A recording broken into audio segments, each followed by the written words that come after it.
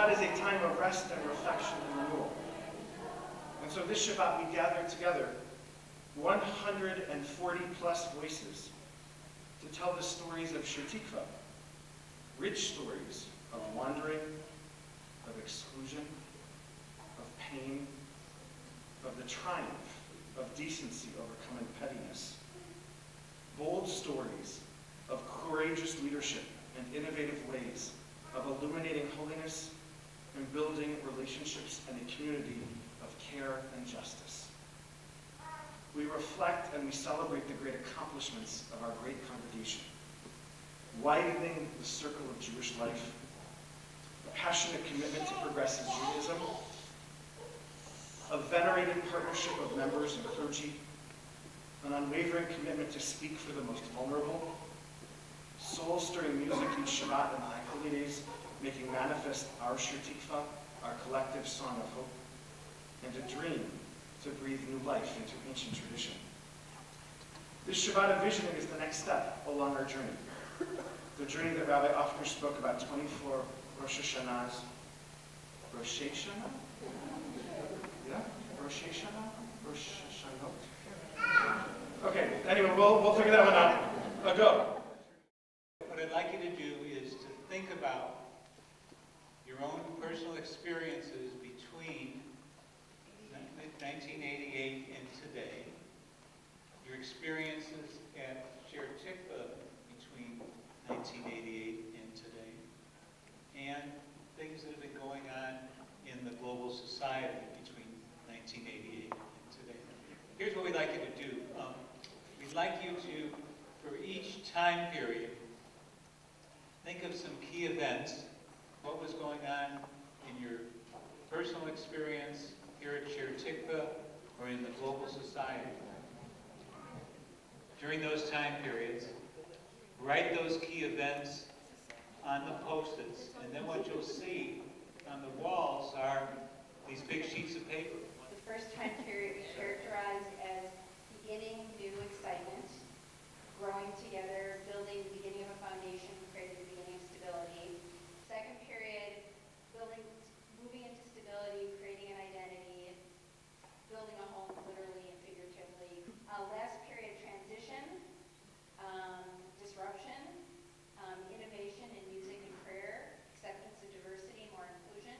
And then one thing that seemed to strike us was that the synagogue is an important backdrop to all these events, or as one member said so eloquently, is the glue to all of this. So we had history last night. This piece here, we're going to our conversation earlier was more about internal Shir Tikvah.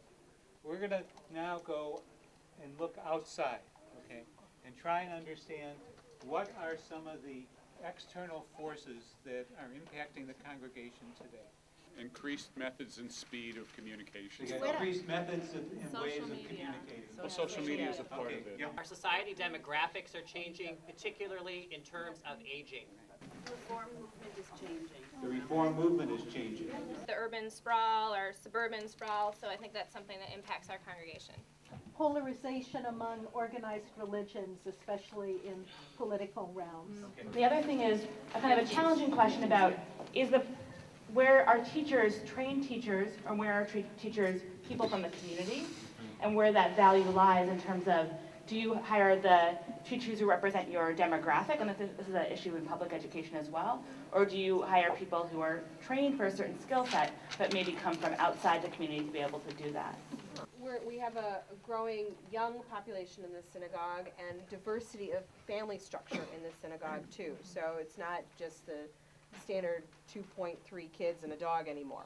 They teach us that about 6 students is how many people a rabbi should work with at any given time toward conversion. I'm currently working with 13. Rabbi Simon's got 2, and we have another 5 or 6 people in the pipeline who are basically waiting until we get to the mikveh this spring and can add more people in.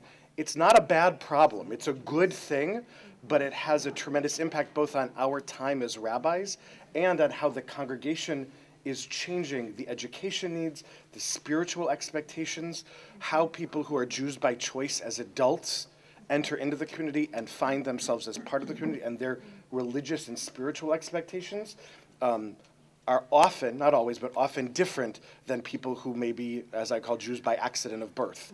And so we are all today Jews by choice. What we'd like you to think about and vote on this map is which are the most important trends that you have to really address, which are the ones that if you address these would make the biggest difference for Shir Tikvah.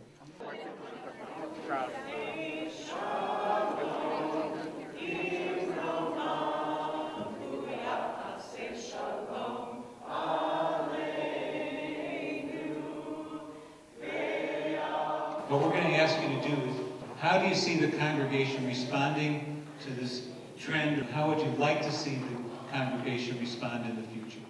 So, it's February the 11th, 2025. Shir Tikvah has become everything that you hoped for. What does this ideal picture look and feel like? Who's here?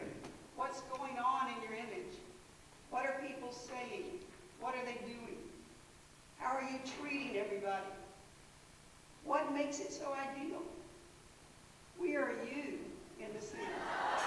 True to our history of innovation, we are the first Cuban-American congregation since Cuba has been opened up. This is our retro rendition Havdalah service being hosted by Congregational President Lily Benowitz, President Emeritus Naomi Della, Associate Rabbi Jonah, and Social Director Eli Cooper.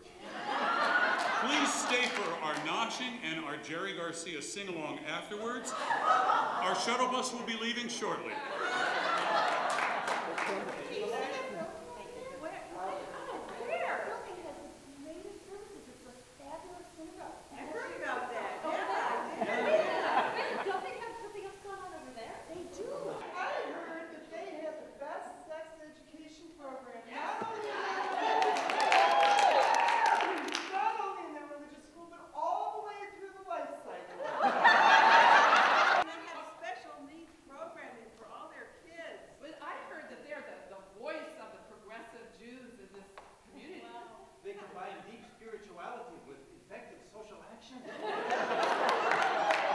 They have had many gifted leaders emerge to serve the Jewish and the entire world. Today is February 11th, 2025. Our top story tonight, Nobel Peace Prize won by Shir Tikvah congregation and rabbis. Shir Tikvah innovated the technology to connect all congregants. That program has rippled out into the world. And Emmy, would you tell us a little bit about how it's reached worldwide? Sure, we've pioneered new technology to connect Jews throughout the world, so whether that be pen pals or family exchange programs, we have this new technology that is doing amazing things, and we've set up an online forum to share services with people, to trade goods, which can be shipped via your computer as well. And I understand that you are now partnering with several developing world communities throughout most of Europe and Africa. That's correct. And we're moving on to Antarctica after that. When we come here, it feels so warm and welcoming. Parking will be near and people know our names. We learn together in multi-ethnic community, diverse and intergenerationally. Shir Tikvah, Shir Tikvah. What we'd like to do just quickly is, from each table, just give us one idea that you developed or you feel particularly good about. Accessibility/elevators. Deepening connections. Growth. Humor. Humor. More use of lay leadership and the talents of the congregation. Radical hospitality. Intergenerational programming and multicultural.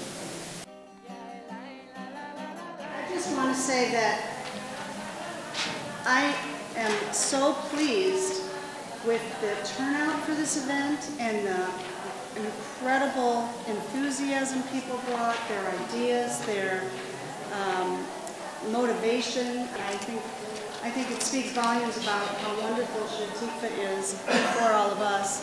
And this is just the beginning. We're going to be synthesizing all of this information, figuring out where to go from here. We're going to really pay attention and keep seeking your input so that we can make programs and facilities and everything else as great as it can be. So thank you all.